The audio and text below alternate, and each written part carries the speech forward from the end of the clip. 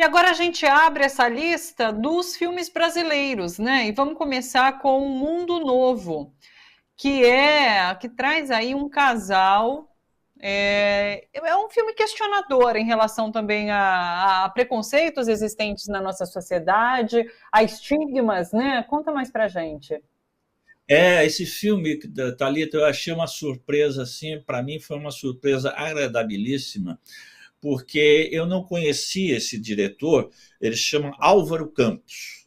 Parece até o nome daquele heterônimo de Fernando Pessoa, só que É. o heterônimo é Álvaro de Campos, esse aqui é Álvaro Campos, mas é um nome que a gente guarda muito fácil por causa disso. Mas eu não conhecia o trabalho dele, e ele fala em entrevistas que esse foi um filme feito durante a pandemia, e muito barato. Ele foi feito com R$ 70 mil e um grupo de atores e atrizes pouco conhecidos, pouco badalados, não são atores da Globo, né?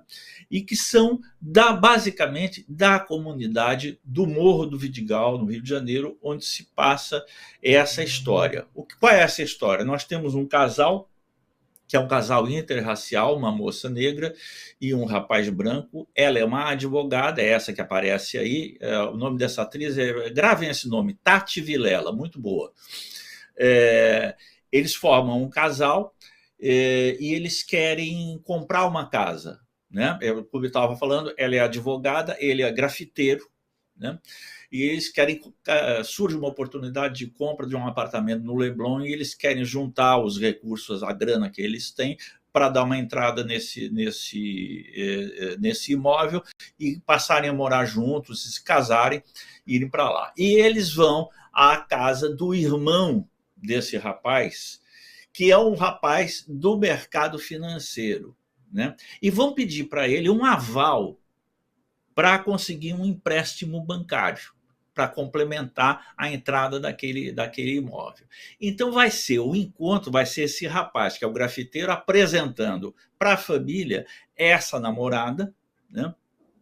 E buscando um empréstimo para eles conseguirem realizar o sonho, o famoso sonho da casa própria deles, né?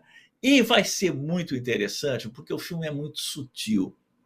Você está trabalhando não com uma família abrutalhada, né, que revelaria o seu racismo, assim, explicitaria o racismo, mas você vai vendo assim como as relações se dão de uma forma sinuosa, de uma forma bastante sutil, e como o racismo estrutural brasileiro opera, ou seja, ele opera nunca se confessando, ele está sempre lá, né? Mas ele nunca mostra sua cara, né? Mas ele produz os seus efeitos, né? E de uma maneira bastante disfarçada. E isso vai ficar mais explícito ainda. Eles vão almoçar, vão pedir esse aval, vão se relacionar com o pessoal que está lá, que é um casal, né?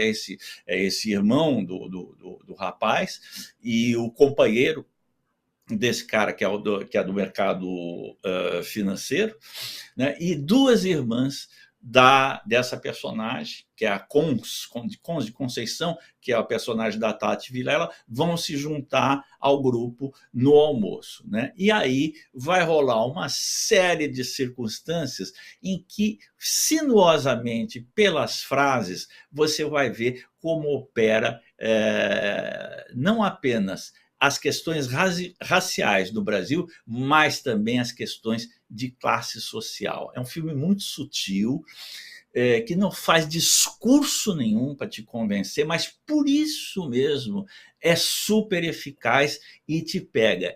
Eu confesso para você que foi para mim uma grande surpresa de um filme simples, feito com pouco dinheiro, mas muito bem filmado, em preto e branco, como a gente está vendo aí, né? Sim.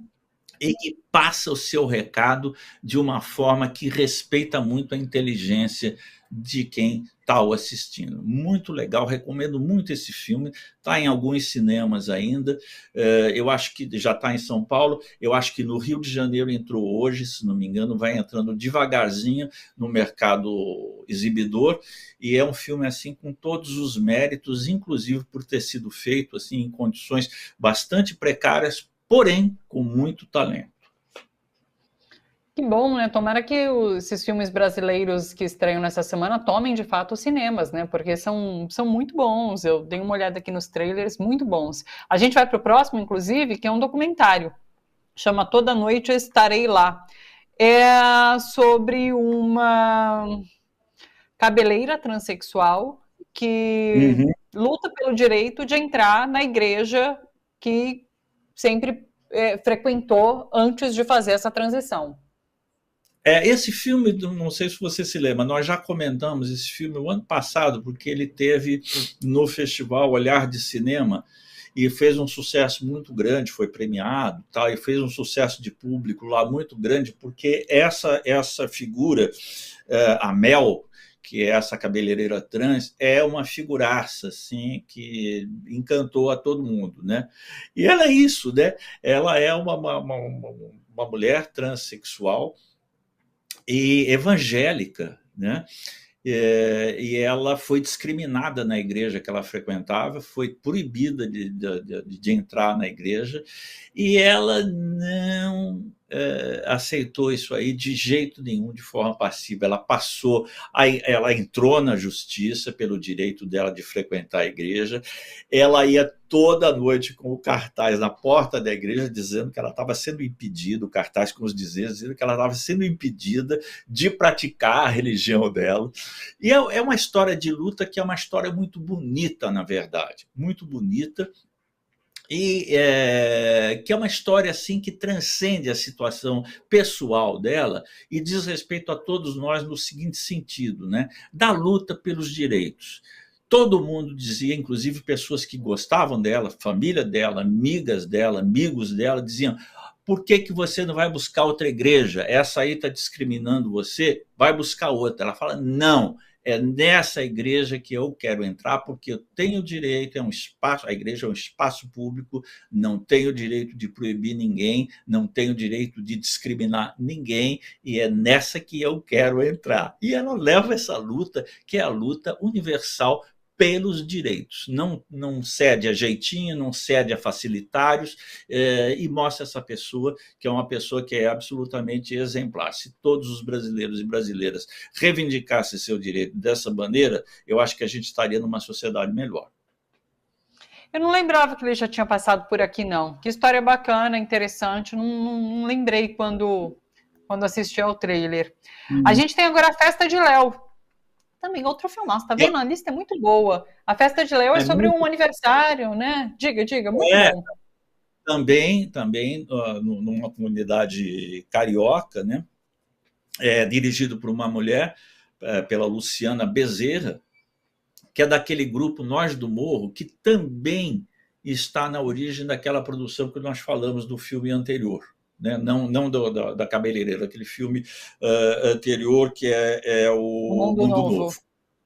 Para você ver como as comunidades estão fazendo. Eles têm um grupo chamado Nós do Morro, que surge em parte dos atores de Cidade de Deus e que acabam fazendo filmes. É um grupo também de teatro, é um grupo de cinema, é um grupo de roteiristas que filma. Então, eles estão fazendo os próprios filmes, estão fazendo com uma extrema competência.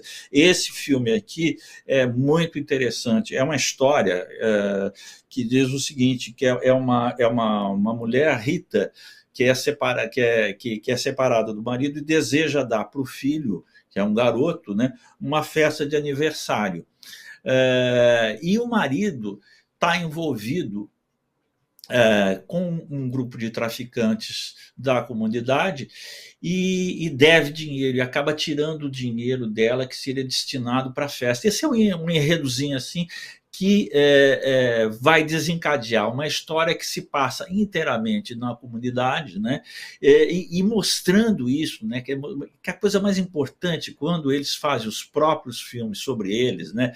Mostrando que existe muito preconceito de achar que uma comunidade, um morro, é formado, é um lugar de crime, é um lugar de violência, de tráfico de drogas. Pode haver tudo isso também, mas 99% é formado por uma população honesta, solidária e que tenta ganhar a vida assim com uma bravura extraordinária, que é a bravura do povo brasileiro pobre para sobreviver, como a gente sabe muito bem. Então é um retrato dessa comunidade. Esse marido que gasta o dinheiro, que se envolve com o traficante de drogas, é um cara que vem que é o Jonathan Hagensen, que é um cara que vem daquele filme do Fernando Meirelles, Cidade de Deus, é um filme de 2003, né? Um filme que já tem mais de 20 anos aí, que hoje é um clássico do cinema brasileiro, como eu já falei outras vezes aqui, e que é conhecido no mundo inteiro.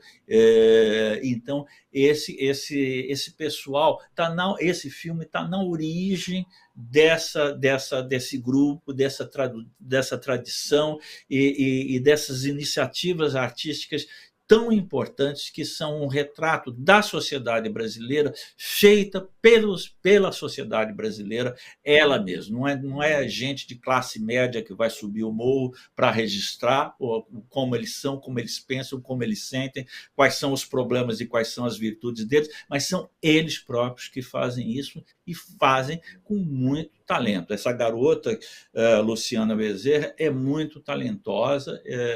Vejam o filme para vocês comprovarem isso. Muita qualidade o cinema brasileiro apresentando, realmente. E daí a gente tem mais A Filha do Palhaço. Fala pra gente. Também já comentamos esse filme, vou falar rapidamente sobre ele, que já passou em festivais, já passou, se não me engano, no Festival do Ceará. É um diretor cearense, o Pedro Diógenes. Tem um elenco bacana esse filme, com o Jesuíta Barbosa, que é um ator que hoje está assim, na crista da onda. Ele vai interpretar o Ney Matogrosso num filme sobre o Ney, que será feito, acho que já está até pronto o filme, mas não foi lançado ainda. E um cara incrível, que é esse Demick Lopes, que é o protagonista, é o tal do palhaço.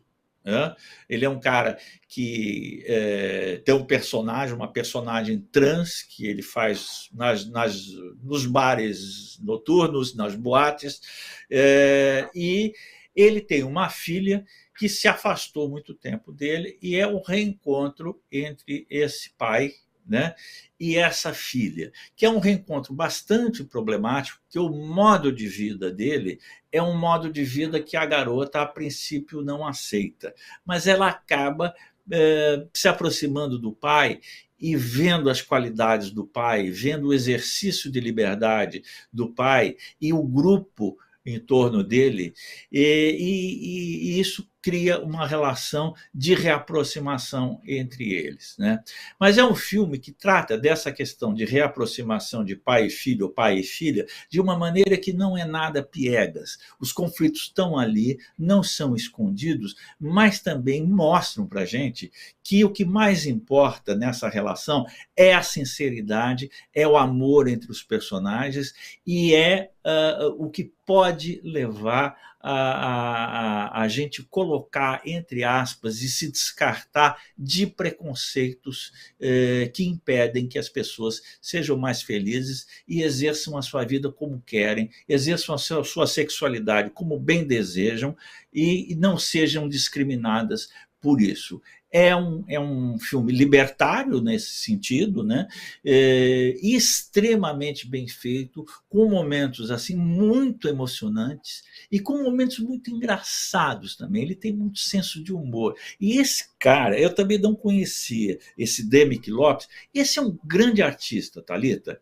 É incrível como a gente viaja, vai para festivais e vê filmes, às vezes, de gente que a gente não conhece, e a gente vê a emergência de talentos brasileiros dos quais a gente nunca ouviu falar e que são uma grata descoberta. Esse cara é uma delas. Que legal. Zanin, ganhamos 5 minutos, vamos até as 4h05. Vamos trazer um streaming, pode ser? Qual você prefere? Eu quero trazer esse streaming que eu gostei muito, que é um faroeste mexicano, chamado A Cabeça de Joaquim Murrieta, que está no Prime Video. Tem 8 episódios viciantes. Você começa a ver, dificilmente você vai parar. Já estão os 8 lá. É para, tipo, maratonar. Em 2 dias você maratona numa boa, assim, se você não tiver, se você tiver o tempo livre para isso. E ele é baseado, isso eu fui pesquisar. Esse Joaquim Murrieta foi um personagem real do século XIX mexicano. Ele era considerado um tipo de Robin Hood mexicano, aquele tipo assim que é um bandido que tem uma certa respeitabilidade diante das populações. As populações consideram ele como um herói, porque, de fato, ele é um herói nesse sentido, da resistência. Sem deixar de ser bandido, ele combate os norte-americanos na guerra que tiveram com o México, e na qual guerra o México perdeu mais da metade do seu território.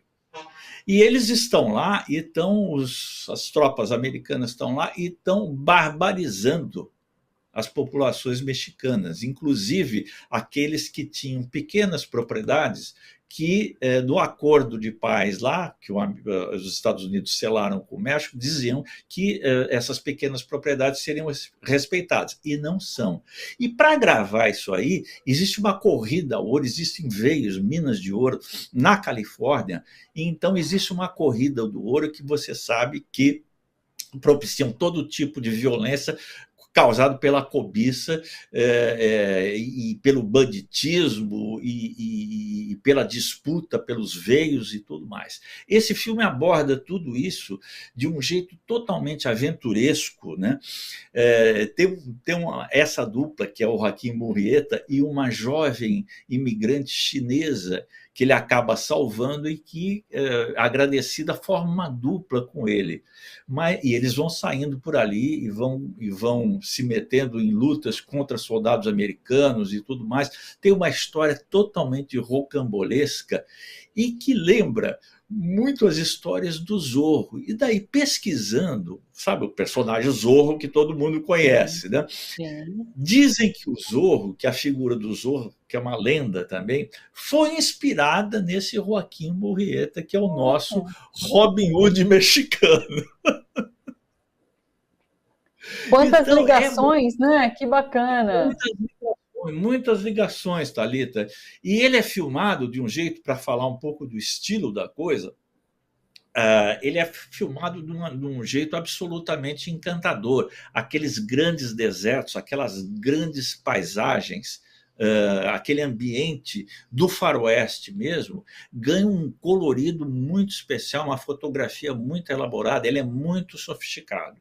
Como produto audiovisual, não vou dizer que é filme, porque é uma série de 8 episódios, como eu disse, mas ele tem, assim, por essas imagens vocês podem perceber como são elaboradas, assim, luz contra luz, a cor daqueles espaços grandes abertos, né? E ele é cheio de aventuras, cheio de idas e voltas, é absolutamente cativante. E conta uma história que, no fundo, é uma história real, porém aqui contada com as liberdades da ficção. Recomendo muito essa série aí para quem gosta de faroeste, para quem gosta de história e para quem gosta de um bom passatempo também. É show de bola.